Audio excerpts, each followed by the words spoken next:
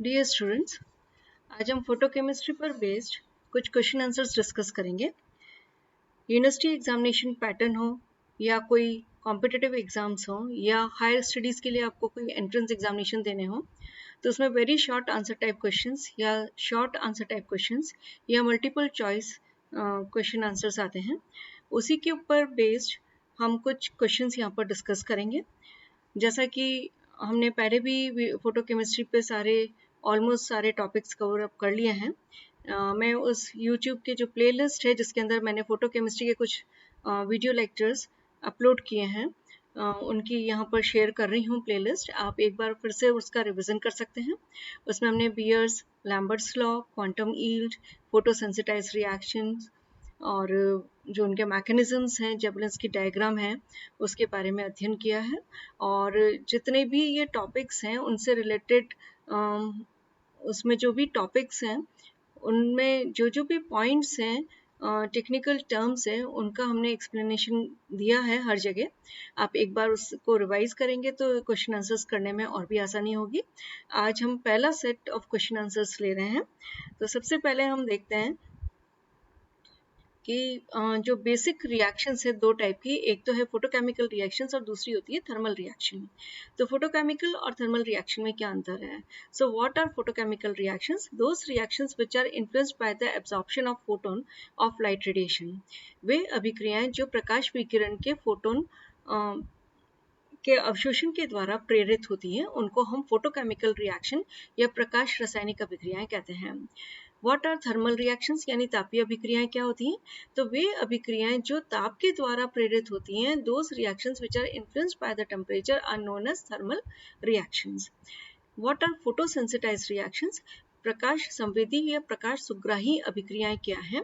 Those reactions in which energy is absorbed by some other substance and is transferred to the reactant molecules and stimulate it for the reactions. इसका तात्पर्य ये हुआ कि वे अभिक्रियाएं जिनके अंदर जो ऊर्जा है वो अभिकारक के अणु के अलावा अन्य जो सब्सटेंस, अन्य जो पदार्थ वहां पर उपस्थित हैं, उनके द्वारा अवशोषित की जाती हैं और फिर ये अभिकारक के अणुओं को ट्रांसफर की जाती है, स्थानांतरित की जाती है, जिससे कि वे उनको अभिक्रिया के संपन्न कराने के लिए स्टिमुलेट करती है, उत्प्रेरित करती है। Now what is quantum yield? Quantum yield या क्वांटम लब्धि या क्वांटम दक्षता क्या होती है? सो क्वांटम दक्षता एक तरीके से अगर हम इसको फॉर्मुलेट करें तो ये है molecules reacting per unit time divided by total number of absorb light quanta per unit time. यानी कि जो मॉलिक्यूल्स जो रिएक्ट कर रहे हैं प्रति इकाई समय के अंदर, वो और जितने वो molecules total number of quanta, light के जो क्वांटा एब्जॉर्ब कर रहे हैं उसी निश्चित समय में पर यूनिट टाइम के अंदर, उन दोनों का अगर हम रेशो निकालें तो वो क्वांटम यील्ड के बराबर होता है। So what is one Einstein? Energy absorb by one molecule of reactant molecule is known as one Einstein. कि एक मोल अभिकारक के अणु के द्वारा जो ऊर्जा अवशोषित की जाती है उसको हम वन आइंस्टाइन कहते हैं। What is optical density?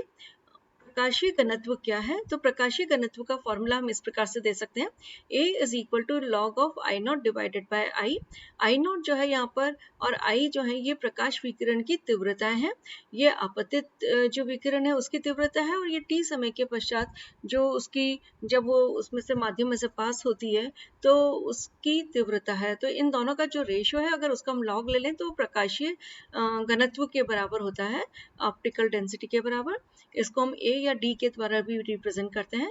What is molar absorption coefficient? Molar अवशोषण गुणांक क्या है? तो मोलर अवशोषण गुणांक यहाँ पर एप्सिलॉन प्राइम है और A is equal to epsilon prime C multiply by x। यहाँ पर C सांद्रता है और x जो है मीडियम की थिकनेस है। तो यदि हम A जो है इसको 1 कर दें, ये 1 तभी होगा जब इसका मान जो है वो 10 के बराबर हो जाएगा। तो इसका मतलब ये हो गया कि अगर इसको हम 1 कर दें, 1 मोलर कंसंट्रेशन कर दें, तो एप्सिलॉन जो प्राइम है that would be inversely proportional to x thickness of the medium. यानी कि जो एप्सिलॉन मोलर एब्जॉर्प्शन कोफिशिएंट है वो जो भी माध्यम है उसकी मोटाई का व्युत्क्रमानुपाती हो जाएगी यदि इनके मान हम 1 ले लेते हैं। What is primary process and what is secondary process? Quantum yield का अध्ययन करते समय हमने दोनों प्रकार के प्रक्रम का अध्ययन किया था। प्राइमरी प्रोसेस वो होता है जब मॉलिक्यूल 1 क्वांटम जो एनर्जी है उसको अवशोषित कर कर उत्तेजित अवस्था में चला जाता है। और ये जो उत्तेजित अवस्था मिली अभी हमें अणु की जो प्राइमरी प्रोसेस के द्वारा, प्राथमिक प्रक्रम के द्वारा अगर ये उत्पाद बना लेता है तो उस प्रक्रम को हम द्वितीयक प्रक्रम कहते हैं। तो प्राइमरी और द्वितीयक प्रक्रम की वजह से ही फाइनली प्रोडक्ट्स बन जाते हैं। What is transmittance? पारगम्यता क्या होती है? A is equal to minus log of T. यहाँ पर T जो है वो पारगम्यता है, तो A इज इक्वल टू होता है minus log of T. Right mathematical formula of Beer-Lambert's law, that is A is equal to epsilon prime C multiplied by X. Now what is the unit of molar absorption coefficient? तो molar absorption coefficient की जो unit है वो होती है m square mole inverse. What is the source of UV light radiation used in experimental determination of quantum yield? कि जब भी हम क्वांटम yield, क्वांटम लब्धि का जब हम प्रायोगिक रूप से निर्धारण करते हैं तो वहां पर UV लाइट रेडिएशन यानी पराबैंगनी प्रकाश विकिरणों का कौन सा स्रोत काम में लिया जाता है? तो mercury vapour lamp is very good source of UV light radiations। कि पराबैंगनी जो प्रकाश विकिरण है उनका जो बहुत अच्छा सोर्स है वो होता है मरकरी वेपर लैम्प। फिर write the formula of spin multiplicity, चक्रण बहुलता जो है उसका सूत्र लिखिए। तो that would be equal to 2s+1। यहाँ पर s जो है वो टोटल स्पिन है। What is singlet state? Singlet state का तात्पर्य ये है कि अगर एक का प्लस हाफ है स्पिन और दूसरे का माइनस हाफ है तो अगर हम उस इलेक्ट्रॉन युग्म का टोटल स्पिन निकालते हैं तो वो 0 के बराबर होगा। इस प्रकार स्पिन मल्टीप्लिसिटी के फॉर्मूले के द्वारा 2 × 0 + 1 इज इक्वल टू 1 हो जाएगा। यदि ये मान 2s+1 का मान 1 आता है तो उसको हम एकल अवस्था या सिंगलेट स्टेट कहते हैं। और इसी प्रकार अगर दोनों की स्पिन मतलब पैरेलल है यानी एक की प्लस हाफ है तो दूसरे की भी प्लस हाफ है तो उस स्थिति में इसका योग 1 आएगा। तो स्पिन मल्टीप्लिसिटी के फॉर्मूले के द्वारा हम 2s+1 में अगर कैलकुलेट करते हैं तो it comes out to be 3। अगर इसका मान 3 आता है तो इसको हम त्रिक अवस्था या ट्रिपलेट स्टेट भी कहते हैं। Now what is IC? Internal conversion या आंतरिक परिवर्तन। तो ये एक प्रकार का अविकर्णी संक्रमण है जो हायर एक्साइटेड स्टेट, जो उच्चतर उत्तेजित अवस्था है, उससे अगर निम्न ऊर्जा स्तर के अंदर अगर मॉलिक्यूल आता है लेकिन उसके अंदर मतलब ट्रांजिशन होता है, लेकिन उसमें कंडीशन है कि वहां पर जो मल्टीप्लिसिटी है वो बिल्कुल सेम होनी चाहिए, यानी कि या तो S होनी चाहिए या T होनी चाहिए। तो S2 से S1 प्रकार का होगा या T2 से T1 प्रकार का होगा। तो इस प्रकार का जो कन्वर्जन है उसको हम बोलते हैं इंटरनल कन्वर्जन या आंतरिक परिवर्तन। बस कंडीशन यहाँ पर यह है कि यहाँ पर मल्टीप्लिसिटी जो है वो सेम होनी चाहिए। अब हम लेते हैं ISC यानी कि what is inter system crossing, कि अंतर तंत्र क्रॉसिंग क्या होती है। तो ये भी एक प्रकार का अविकिरणी ट्रांजिशन है, संक्रमण है। ये भी वही जो सक्रिय मॉलिक्यूल है, सक्रिय अणु है, उसकी उच्च जो उत्तेजित अवस्था है उससे निम्नतर जो ऊर्जा अवस्था है उसके अंदर जब संक्रमण होता है अविकिरणी प्रकार का। लेकिन यहाँ पर कंडीशन है कि डिफरेंट मल्टीप्लिसिटी के होने चाहिए, यानी कि भिन्न चक्रण बहुलता के होने चाहिए। जैसे या तो S1 से T1 हो या S2 से T2 हो, तो दोनों की चक्रण बहुलता यहाँ पर अलग अलग होगी। इसलिए इस प्रकार का जो इंटर सिस्टम, इसको हम इंटर सिस्टम क्रॉसिंग कहते हैं।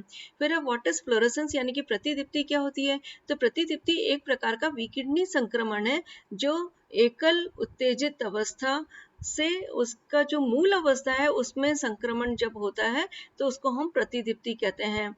अब यहाँ पर क्योंकि जो सिंगलेट स्टेट से हो रहा है और मूल अवस्था में जा रहा है तो सिंगलेट स्टेट, जो फर्स्ट सिंगलेट स्टेट है वो S1 है और ये जो है वो S0 है मूल अवस्था की। तो S1 से जब S0 के अंदर संक्रमण होगा विकिरणी प्रकार का तो उसको हम प्रतिदीप्ति कहते हैं। Now what is phosphorescence? ये भी एक प्रकार का विकिरणी संक्रमण है जो ट्रिपलेट एक्साइटेड स्टेट यानी कि त्रिक जो उत्तेजित अवस्था है उससे ग्राउंड स्टेट यानी S0 की तरफ होता है। सो T1 से जब भी S0 की और जो भी विकिरणी ट्रांजिशन होगा, रेडिएटिव ट्रांजिशन होगा, उसको हम स्फुरदीप्ति या फॉस्फोरेसेंस कहते हैं। Now what is luminescence? प्रदीप्ति या उद्दीप्ति क्या होती है? तो when the substance emit out the light radiations from the process other than thermal sources, कि तापीय स्रोत के अलावा जब कोई भी प्रक्रम